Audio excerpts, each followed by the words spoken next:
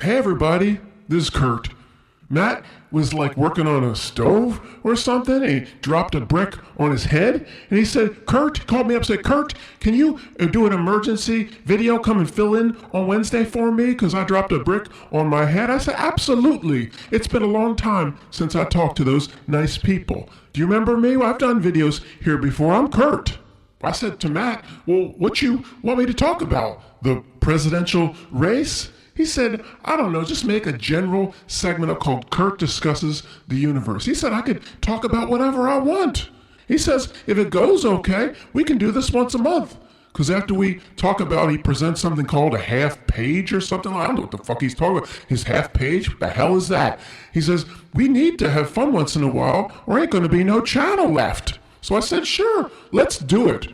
I can talk about whatever I want. Oh my God, where do I start? But he did ask one thing of me. He said, read this to start. He said, it's a troll comment that has to be read before each segment like this. The troll comment, I don't know what this is either. And then after all this, that's it, man. You said I could talk about what I want. I'm going to talk about what I want. It says, beware the jester. Those that try to get a laugh when talking truth should not be listened to. I don't know what he's talking about. My segments are legitimate. Nobody laughing at Kurt. Let's start off by talking about the Super Bowl for a few minutes. Matt says you should maybe mention the strange, what do you call it? He wrote it down, gematria. That's that number shit. Gematria, with these weird numbers were flowing all throughout the Super Bowl in addition to this magenta color. But there was this 13 code all over the place. So let's talk about that. The 49ers played in the Super Bowl, 9 plus 4, 13. February 11th was the date of the Toilet Bowl. 2/11, 11, 12, 13. Taylor Swift album named 13, but it's her 14th album. That don't make no sense. She calls it 13. It's the 14th album of Taylor Swift. Don't make no sense to Kurt. 49ers, first seed.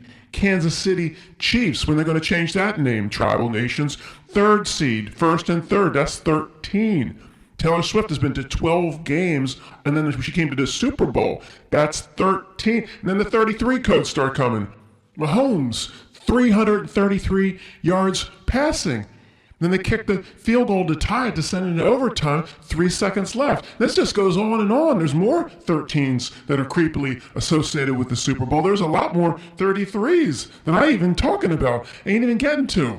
So Matt and I kind of disagree on how this happens. He says I can't use the word. He wrote down what I have to say instead for some reason. I don't know what you get a banner at or something. He says I have to talk about it as the aluminum Ducati. Those in control. Didn't you see Da Vinci Code 1 and 2? The aluminum Ducati.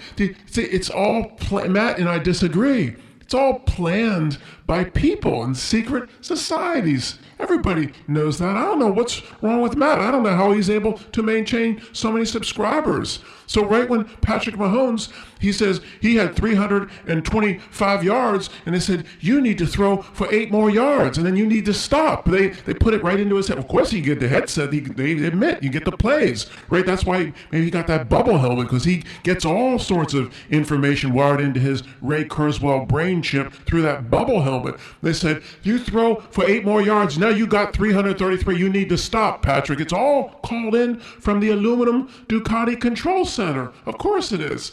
They say, when you go to kick that field goal, you make sure you pause for just a second. It has to be kicked with 3 seconds left. Then that kicker, he gets a secret message from the aluminum Ducati as well. See, Matt just thinks somehow like this outer ring or this screen or something, somehow the gematria flows out from a fake reality because it kind of has to give hints to real people. I don't know what the fuck he's talking about. It's obviously controlled by Masonic people and secret societies and Rosicrucians, whoever the heck they are. And it's controlled, of course. They're told exactly what to do. And when somebody reaches 33 yards or whatever, they say, you go out of bounds. Go out of bounds. Go out of bounds. 33 or go out of bounds. They get it in the headset. That's why they wear those bubble helmets. And then you see the person go out of bounds and the person perfectly fakes a tackle.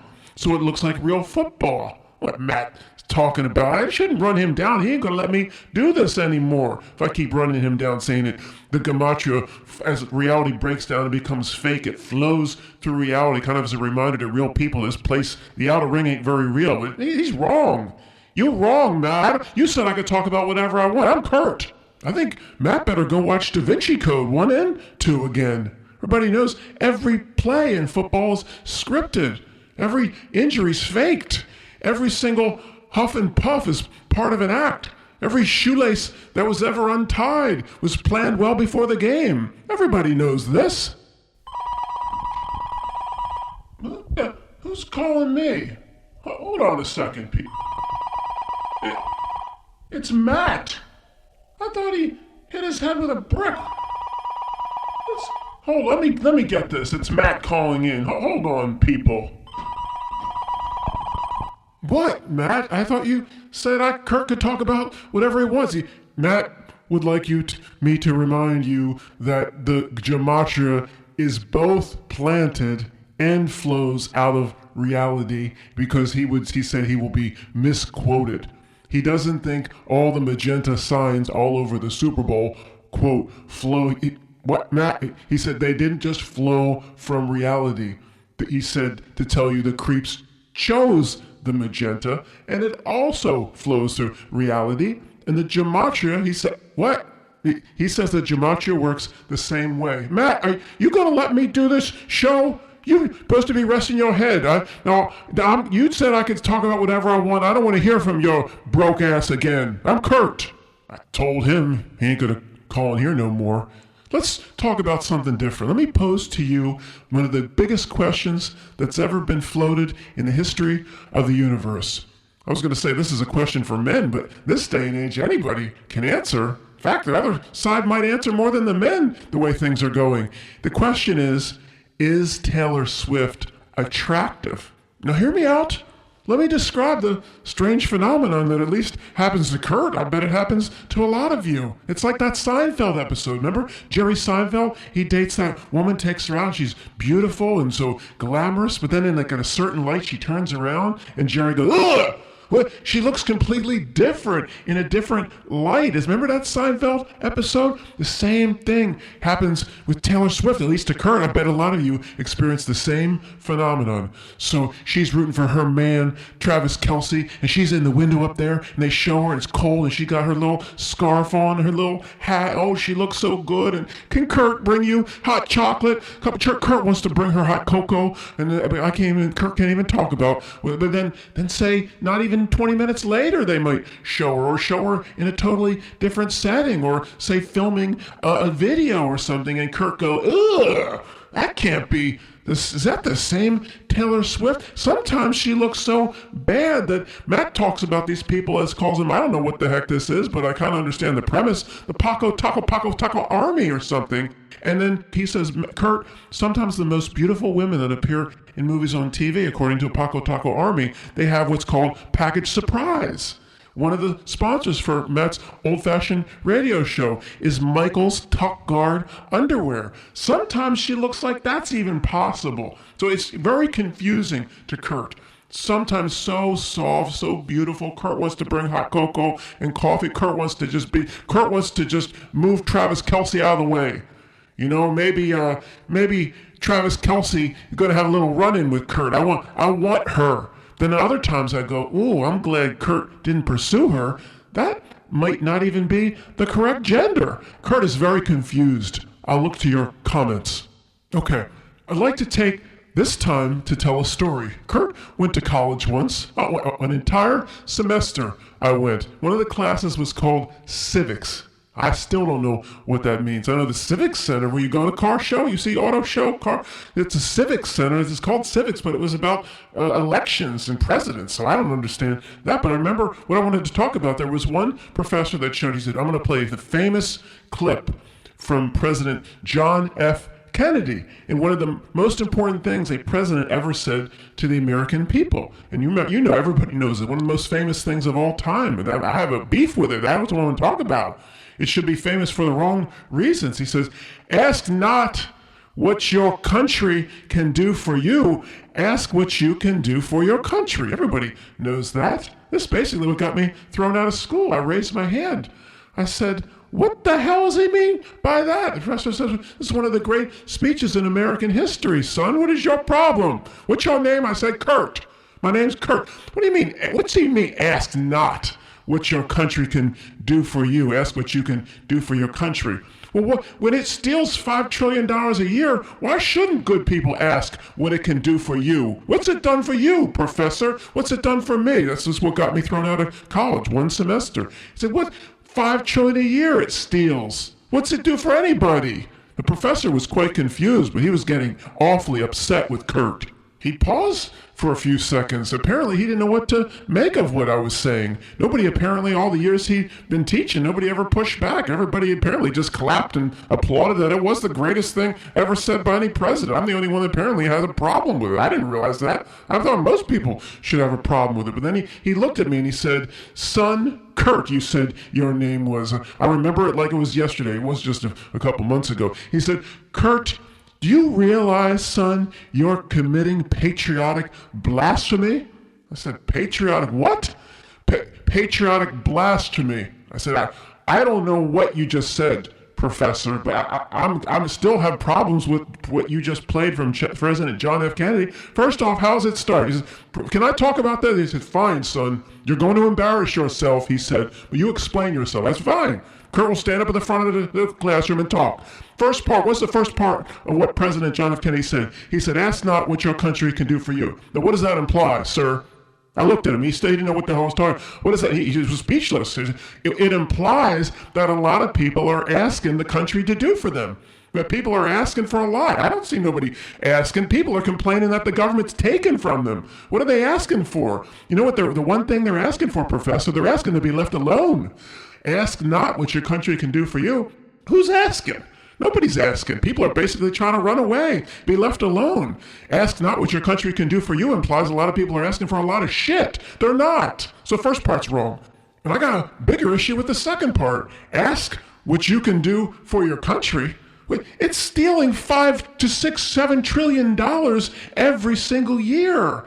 Why would I want to, if somebody, let's just say robbers came into my house every day and they cleaned out my leather couch, and then they cleaned out my books, and then they cleaned out whatever else I had, like saltine crackers and shit. And then the robbers came in and said, aren't you going to ask what you can do for me? What the hell? You cleaning me out every day. You want me to now do for you? What do I get? I just figured it was part of living in this neighborhood. You come take my shit somehow, I don't know, you give it back or something. I'm going to get something in return.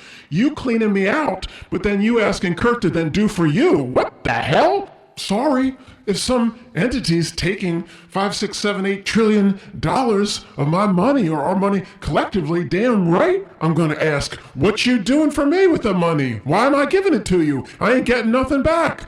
Professor looked at me like he didn't know what I was talking. I looked over at him and said, why you look confused, Professor?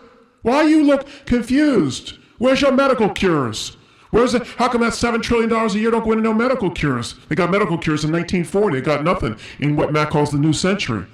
How many potholes, Professor, did you run over coming over here? They can't even fill a pothole, a quarter into what Matt calls the new century. And sometimes people that fill these potholes must be on crack or something. The pothole is raised up. It can't even fill it flat. It's worse than hitting the hole itself. And whatever they used to fill it breaks down inside it. 2 weeks later, it's like nothing was done. They just have to do it again. What do you mean, ask not what your country? We should be asking every second of every damn day. All this, you know how many millions and billions of dollars a day are probably wasted on all this space stuff? You know, Elon Musk up here, get your ass to Mars. Elon Musk space research and satellites and things landing on the moon and all this shit. There's a space stuff all over. But I said, where's all that technological research? How's it benefiting my life, Professor? I mean, ask not what your country can do for you. I'm going to ask for a lot when it steals $7 trillion. Every technology seems to just translate into a phone. Well, how about a technology that translates into making Kurt's life better? What about travel, efficient travel? They got bullet trains in China. They go from the Foxconn jumper nets and slave labor, and they get on a $400 million bullet train that takes them home in 7 minutes. We get on the damn Amtrak, the SEPTA. You ever seen SEPTA's regional rail system outside Philadelphia? Sucks. Say absolutely. Well, I'm going to ask a lot when something steals $7 trillion, Professor. What? Get out? Why? You don't have freedom of speech in this classroom, Professor? You go ahead. You call security on Kurt. Well, that's the story, folks, and that was the last day I ever spent in what's called college. Here's a segment that I'd like Matt to adopt, and Kurt can do it for Matt maybe once a month. Who is the most blank president? We'll do the word degenerate here. Who is the most degenerate president? And you could do, and a month later we could do inept. We could do stupid.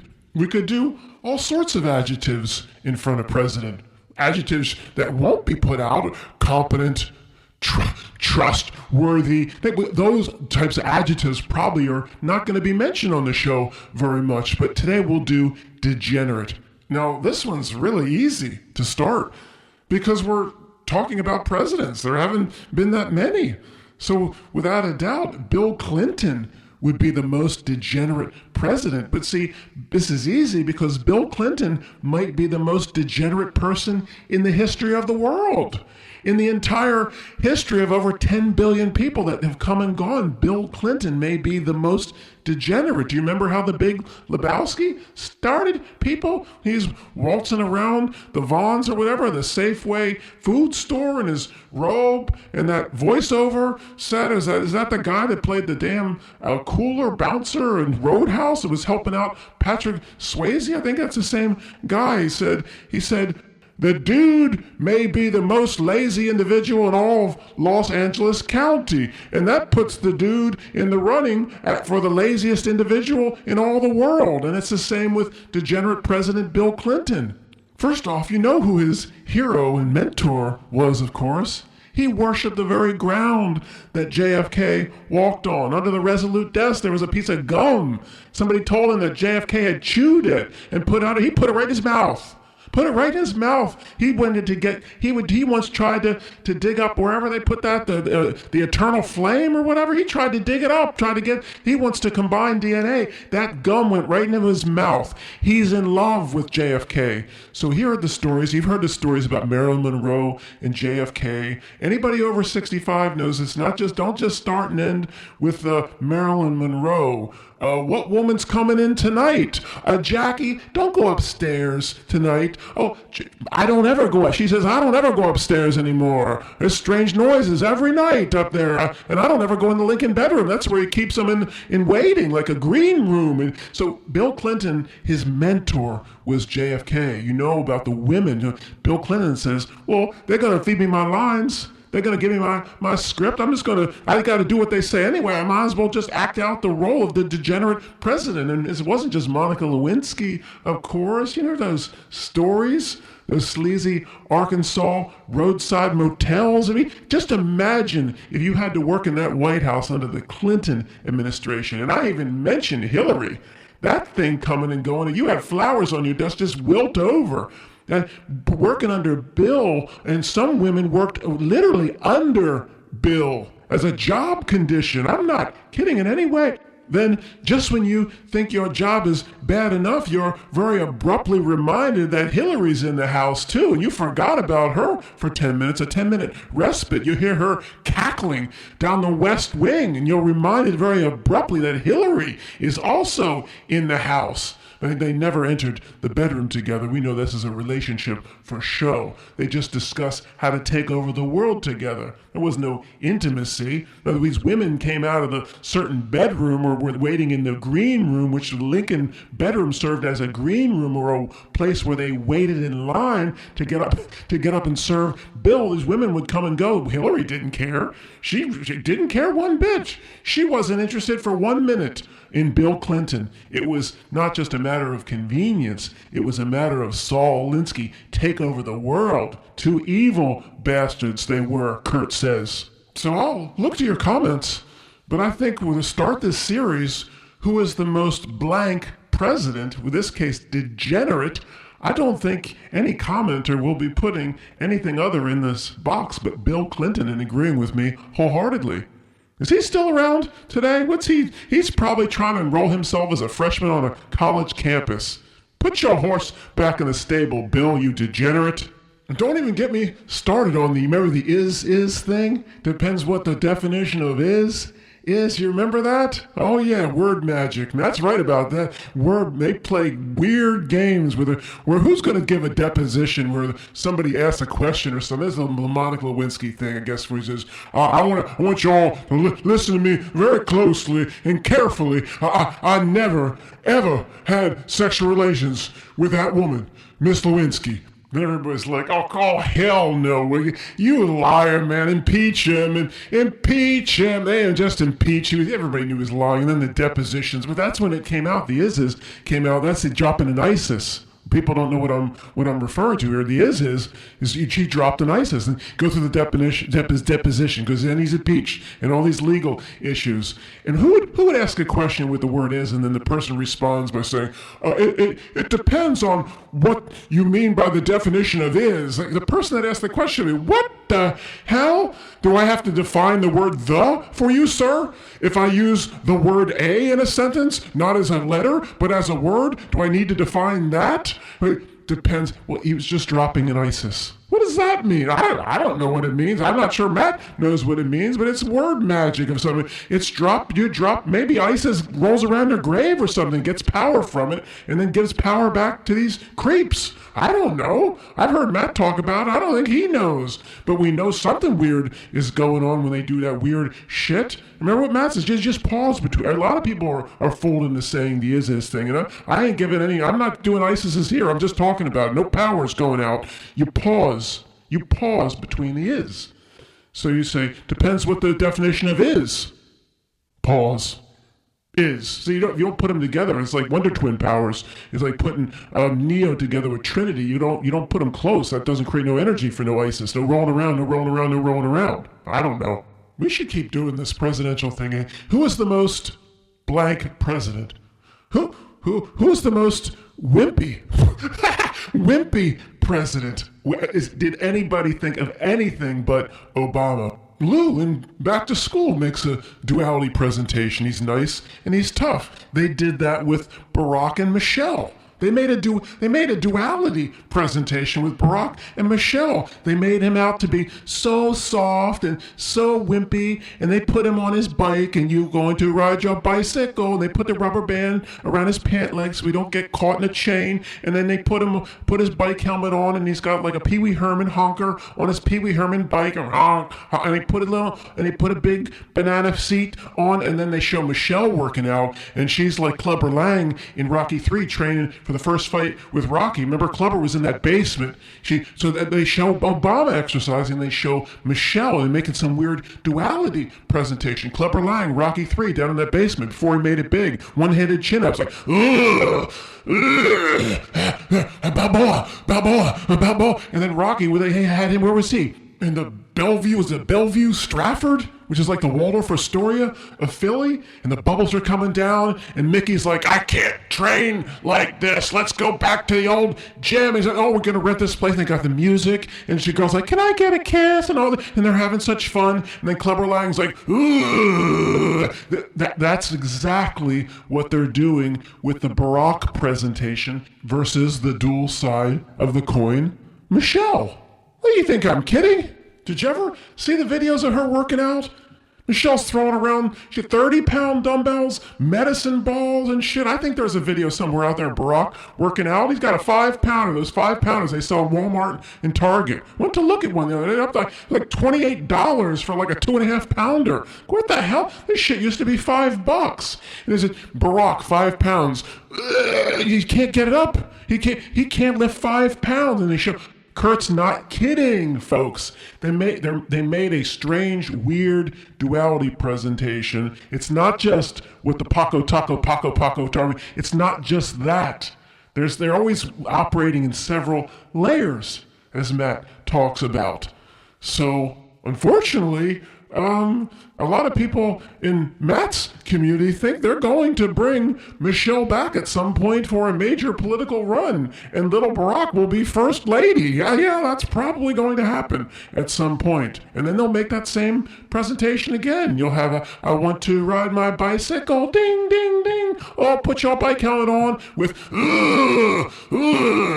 At this point, it is unclear if Barack and Michelle were to have another child, it is unclear which one of them would conceive and carry it. Well, I just got a text from Matt. He says, wrap it up or no come back. Okay, I hear you. Kurt is an acquired taste for some of you. I hope you like Kurt. Kurt will look to your comments, because after the half page, it's not just going to be Kurt every day. We have to do a variety of different things. Matt's got this new horseshit called Not No Travel Tours. We'll always break down reality to a degree. But okay, Kurt can take it. If you think Kurt is horseshit, put it in the comments. And thank you, Matt, for allowing me. You fix your broken head from your brick that dropped on your head. Thank you, Matt, for allowing me to do this segment. Matt assures me that the accident was not too severe and he'll be back as soon as possible. Thanks, everybody. I'm Kurt.